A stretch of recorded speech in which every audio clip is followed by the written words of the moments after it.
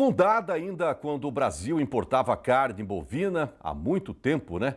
A empresa brasileira de pesquisa agropecuária Embrapa tem uma fortíssima ligação nesta independência e foi dela a grande contribuição para que nos tornássemos o maior exportador mundial de proteína vermelha. E para chegar a este nível de excelência e liderança no ranking de exportações, o agro sempre contou com um seleto time de pesquisadores que jamais mediu esforços para ajudar na nossa produção de alimento. Pessoal, ele foi e sempre será um grande defensor do agro brasileiro, atuou por décadas como pesquisador-chefe da Embrapa Territorial, né? E recentemente anunciou a sua aposentadoria. Eu estou falando do Evaristo Eduardo de Miranda, agrônomo, mestre e doutor em ecologia, um dos homens que mais levantaram a bandeira do Brasil quando os debates eram em torno de desmatamentos e também da preservação das florestas.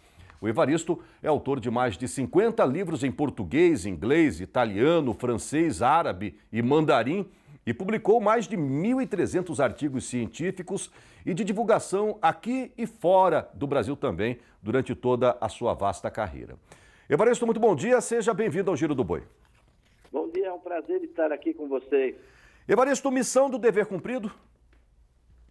O dever continua, né? E a missão também continua, mas em outros contextos, né? Mas como você disse, citando aí a minha produção literária e escrita, já dava para aposentar, né? É verdade, que deu uma grande contribuição, né? E vamos dar uma recapitulada na sua trajetória, Evaristo. Quando que você chega à Embrapa? Como é que foi a sua trajetória dentro da Embrapa, que é uma das mais conceituadas instituições de pesquisa das ciências agrárias no Brasil e no mundo? Ao contrário de uma grande parte dos pesquisadores da Embrapa, que graças à Embrapa fizeram mestrado, fizeram doutorado, já contratados pela Embrapa, né? Eu fiz estudos de agronomia na França, fiz meu mestrado, meu doutorado lá na França. E já estava trabalhando com a pesquisa francesa quando eu fui convidado para vir para a Embrapa. Eu trabalhava sobre questões de agricultura e meio ambiente nas regiões semiáridas da África. E aí a Embrapa me convidou para ser pesquisador e para organizar, construir, montar um centro de pesquisas lá em Petrolina, no sertão de Pernambuco. Então, eu troquei Paris por Petrolina. No final dos anos 79, entrei em discussões com a Embrapa e comecei na Embrapa em 1980, lá em Petrolina, onde pude participar, então, da estruturação do que é hoje chamada Embrapa Semiárido e que tem uma grande responsabilidade no desenvolvimento da irrigação, da fruticultura e de outras cadeias produtivas lá no semiárido. Coincidência ou não, eu tenho um quadro aqui no programa, o Giro do Boi já existe há 9 anos. Graças a vocês, é o líder de audiência hoje nas manhãs rurais do Brasil, Evaristo. E eu tenho um quadro aqui há 8 anos que chama Embrapa em Ação. Já visitamos aqui a nossa equipe de reportagem, praticamente todas as unidades, e agora, no finalzinho de fevereiro, a nossa equipe desembarca justamente lá em Petrolina. Um abraço para os meus amigos pesquisadores da Embrapa Petrolina. A nossa equipe de reportagem vai passar 10 dias lá, registrando aí esse trabalho maravilhoso que vocês desenvolvem. Em breve aqui, pelo menos umas 15 reportagens especiais mostrando o trabalho do pessoal da unidade de Petrolina, onde o Evaristo justamente ajudou a fundar, né? Bom, aí você vem para a Embrapa Territorial aqui em Campinas, é isso? Não, na realidade eu fui primeiro para a Embrapa Meio Ambiente e também lá eu ajudei a construir, não tinha nem sede na época que eu vim, ficava aqui no centro de Campinas, ajudei, contribuí para construir, depois para equipar os laboratórios, né? E lançar os primeiros programas nacionais de pesquisa, formar equipes daquela unidade muito relevante para a Embrapa e na qual eu creio que deixei uma contribuição, que foi a Embrapa Meio Ambiente, que fica lá em Jaguariúna. Depois disso é que eu vim para a Embrapa Territorial. Então, na minha carreira, a Embrapa me deu a oportunidade de formar pessoas, formar equipes, desenvolver projetos, construir, equipar, colocar em funcionamento 3 centros nacionais de pesquisa. A Embrapa Semiárido em Petrolina, a Embrapa Meio Ambiente em Jaguariúna e a Embrapa Territorial em Campinas. Maravilha, que legal, que bacana. Você acabou de falar em equipe, né? Se junto não é tão fácil, sozinho é pior ainda, né? Então, formação de equipe para você sempre foi uma prioridade, né? Montar um grupo de pesquisadores com opiniões, ideias, testes diferentes. Essa foi um diferencial da sua gestão o tempo todo, né, Evaristo? Esse é um dos pontos que eu destaco realmente e que é meu orgulho da minha carreira. Foi as equipes que eu pude montar na Embrapa e fora da Embrapa, né? Muita gente que eu pude orientar em mestrado, em doutorado, muitos estagiários, né? Centenas de estagiários, de bolsistas. Então, esse material humano é fundamental, né? Como diz o doutor Eliseu Alves, a agricultura brasileira não é movida com trator, ela é movida por cérebros, né? Uhum. E uma parte desses cérebros, ligados sobretudo à área de inovação, está na pesquisa, está na ciência, né? A ciência também move a pecuária e a agricultura brasileira, como vocês mostram constantemente aí no seu programa, né? É verdade. E falando da formação de bons profissionais, o doutor Evaristo, tem aqui um depoimento de uma pessoa que o senhor conhece muito bem, a nova geração de pesquisadores, né? Essa é a vida, né? A gente vai deixando legados, vai passando para frente, para os filhos, para os netos. E ele fez questão de te enviar uma mensagem nessa sua nova etapa, agora aposentado da vida pública, porém continua palestrando, dando consultoria, provavelmente vai viajar o Brasil, continuar viajando o Brasil e o mundo, levantando essa bandeira aí da pesquisa, da ciência, da academia em prol do agronegócio brasileiro e, consequentemente, mundial. Vamos conferir esse depoimento dele lá. Bora lá, Evaristo. Vamos lá? Roda aí. Coloca na tela. Bom, para falar do Dr. Evaristo, eu preciso separar ele em 3 bloquinhos. Primeiro bloquinho, o Evaristo Miranda da Embrapa, né? Aquele cara que fundou a Embrapa Territorial em 89, fundou esse centro aqui, participou da construção desse centro aqui em 2008 e foi chefe dessa unidade aqui por 3 mandatos, trazendo grandes benefícios para o agro brasileiro, para a nossa sociedade.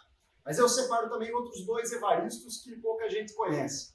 Um Evaristo muito espiritual, que tem uma generosidade muito grande em nos passar boas mensagens bíblicas a respeito dessa parte sacra do corpo humano e dessa interação entre o ser humano e Deus. E também um Evaristo muito humano, muito amigo, sempre pronto para dar bons conselhos, seja de vida, seja profissionais. Um cara que está sempre disposto a colaborar e extrair o melhor das pessoas que o cercam. Então, eu tenho uma grande satisfação de ter trabalhado com ele no Grupo de Inteligência Territorial Estratégico e ele ter confiado a mim não só a oportunidade de coordenar o grupo de gestão territorial estratégico, mas também possibilitar sucedê-lo como chefe geral aqui da Embrapa Territorial e seguir esse caminho de desenvolvimento, de levar boas informações para o Brasil e do mundo a respeito do nosso mundo rural brasileiro. Muito obrigado, Evaristo, por todo o seu legado e siga firme no propósito de ajudar o agro brasileiro. Grande Gustavo. Evaristo, o que você espera dessa nova geração de pesquisadores que estão assumindo aí essa liderança das pesquisas da Embrapa e de outras instituições importantes também? Não só espero, mas eu tenho certeza que eles vão nos ultrapassar, não é? Vão fazer melhor que a gente. Nós fizemos um esforço enorme para migrar do analógico para o digital, não é? Em tantas coisas na agricultura, na pesquisa. Eles já nasceram nesse ambiente digital, ambiente multitarefa, não é? Trabalhando em rede. Quer dizer, eu acho que a geração que vem, ela sobe nos nossos ombros e independente do seu tamanho, da sua dimensão, ao subir nos nossos ombros, ela vê mais longe. E o Gustavo, a equipe da Embrapa Territorial e nas outras Embrapas, né, tem sido assim. O importante é que na instituição e que o governo federal siga respeitando, não é, o funcionamento da instituição, as suas tradições, a sua forma de operar.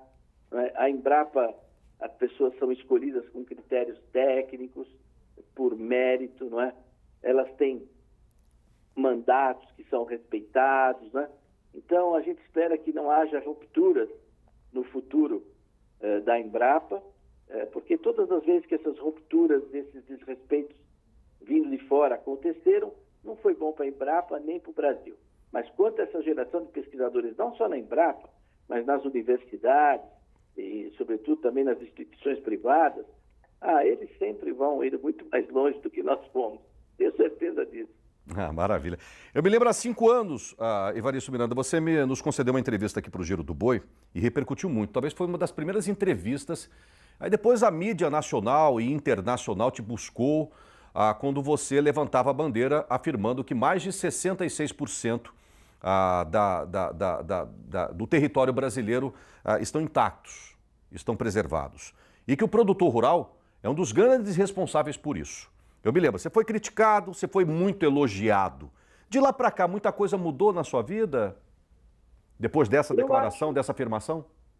Eu acho que nesse tema aí, nós só pudemos, na realidade, detalhar, aperfeiçoar de forma circunstanciada aquilo que a gente tinha afirmado. Realmente, 66,3% do Brasil está dedicado à preservação da vegetação nativa, seja em áreas protegidas, que são terras públicas, né? Uhum. Parques nacionais, estações ecológicas, terras indígenas, mas, sobretudo, em terras privadas, aí são áreas preservadas. E graças ao CAR, né, e ao trabalho de geoprocessamento enorme que a Embrapa Territorial fez, nós temos esses dados município por município, microrregião por microrregião, bioma por bioma. Se você quer saber em Afogados da Engazeira ou em Canarana, quantos produtores tem, quanto eles preservam em APP, quanto eles preservam em reserva legal, em vegetação excedente, todos esses dados são dados públicos, abertos, disponíveis, não é? Então, e confirmam que os agricultores preservam 33,2% do Brasil. Quer dizer, 1/3 do território nacional está sendo preservado em terras privadas pelos produtores. Essas terras elas são um capital fundiário imobilizado em prol do meio ambiente, um capital privado. Sim. O valor aproximado dessas terras, tem um estudo detalhado da Embrapa sobre isso, é superior a 3 trilhões de reais. Então, eu gostaria de perguntar aqui, aproveitando a oportunidade, que categoria profissional no Brasil dedica do seu patrimônio privado 3 trilhões em prol do meio ambiente? Os advogados, os médicos, os militares, os jornalistas, os pesquisadores, quem? Só os produtores rurais. Ninguém no Brasil dedica mais tempo, mais recursos, mais investimentos à preservação do meio ambiente do que os agricultores. E ainda assim tem gente que critica a questão ambiental na agropecuária. Né? É verdade. Eu sou testemunha ocular. Eu recebi recentemente, deixa eu te confidenciar uma coisa aqui, Evaristo. E ele não tirou nada da cabeça dele, essas informações todas. É tudo estudo técnico, científico, apurado, auditado, acurado, tá bom? Mas eu recebi recentemente aqui no programa ao vivo, aqui, ô Evaristo, o Veloso, o Maurício Veloso, presidente da Socom, pecuarista, consultor, Associação Brasileira de Pecuária Intensiva. Ele acabou de fazer uma visita agora no finalzinho do ano passado a alguns países da Europa. Aí ele foi na Alemanha, olha só, foi na Alemanha e foi visitar, ele foi estudar sobre silagem, para poder aprender um pouco mais e trazer essas tecnologias aqui para o Brasil. Inclusive lá ele descobriu que os produtores de lá não perdem nem 1 grama de silagem, e a gente precisa aprender mais sobre isso, tá? Aí ele foi na fazenda mais sustentável, a que mais preserva o meio ambiente na Alemanha. Sabe quantos por cento? Ele foi lá naquela fazenda. 6%. 94% da fazenda desse cara, desse pecuarista alemão, estava sendo usada para a produção de alimento. E 6% preservada. Isso que ele tinha replantado, tá? E essa fazenda era a fazenda que mais preservava a floresta em todo o país alemão. Só para você ver a diferença do Brasil e os outros países. Enfim, era só para deixar bem claro essa informação aqui, porque a pública está lá no site do Giro do Boi. Mas você sempre vai, aposenta, como eu disse, pendura a chuteira na vida pública, né, Evaristo? Mas vai continuar a sua luta em prol do agro, em prol das nossas florestas, é óbvio. Sim, amanhã eu estou viajando para Palmas, vou estar numa reunião lá com várias centenas de produtores rurais, tenho viagens programadas para Passo Fundo, para Paracatu, para Paragominas. Ixi, vai rodar lugares, muito. Mas atuando agora com o setor privado. Realmente eu não tenho o menor interesse, eu virei a página, da minha atuação no setor público, né? Foram 43 anos praticamente, está de bom tamanho, né? Mas também não estou trabalhando com a mesma intensidade que eu trabalhava antes, eu estou desacelerando aos poucos. Eu sempre viajei muito pelo mundo, conheço mais de 70 países, costumo visitar os países usando motorhome, ficando 30, 40 dias nos países.